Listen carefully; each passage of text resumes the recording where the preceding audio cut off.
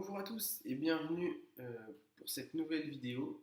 Donc aujourd'hui on va parler de management et plus précisément des stratégies génériques mises en évidence par M. Porter. Donc M. Porter c'est pas le mur porteur, hein, je vous vois déjà venir dans les commentaires, c'est bien Michael Porter, pour la petite blague. Haha. Alors donc un contexte, par rapport au contexte stratégique. Alors une fois en fait qu'on a défini la stratégie globale de l'entreprise, on va déterminer une stratégie générique donc, pour chaque DAS. Savoir qu'une entreprise peut avoir plusieurs DAS.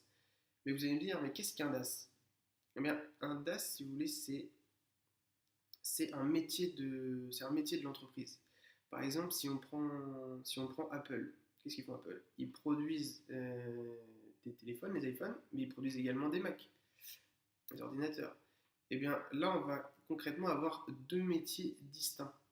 Parce que si vous voulez produire un Mac et produire un iPhone, ça ne va pas du tout être pareil. Et ça ne va pas forcément non plus s'adresser au même segment. C'est pas parce que quelqu'un a un Mac qu'il va forcément vouloir prendre un iPhone. Bon, même si de nos jours, les deux sont souvent liés. Donc voilà, c'était la définition d'un DAS. Maintenant, je vais vous présenter les types de stratégies génériques. Alors, tout d'abord, la première stratégie, donc c'est la domination par les coûts. Alors, la domination par les coûts, euh, elle s'adresse déjà à une cible large. C'est quelque chose de, voilà, comme, je sais pas, moi, la nourriture, c'est quelque chose qui touche tout le monde. C'est voilà, c'est quelque chose de large. Et le concept, en fait, ça va être de proposer le même produit que la concurrence, mais à moindre coût.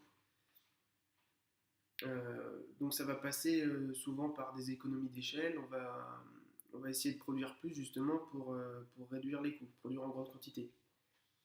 Ensuite, donc la deuxième stratégie, ça va être la différenciation. Alors, la différenciation, ça s'adresse tout comme la domination par les coûts à, à une cible assez large. Et là, le but, en fait, ça va être de contourner la concurrence en proposant un produit justement différent de ses concurrents. Et donc, la différenciation, en fait, on peut être amené soit à améliorer la valeur du bien, soit à la dégrader. Donc, c'est là, en fait, toute la subtilité entre domination par les coûts et différenciation.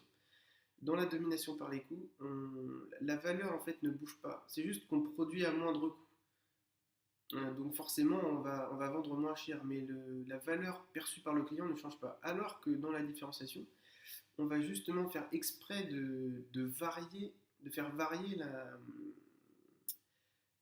la valeur du bien.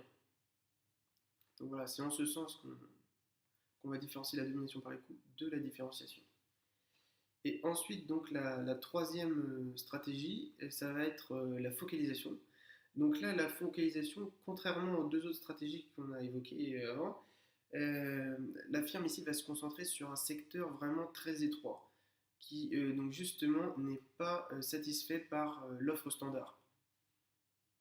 Donc ça va par exemple être je sais pas moi, Bugatti. Bugatti, voilà, c'est clairement une stratégie de focalisation.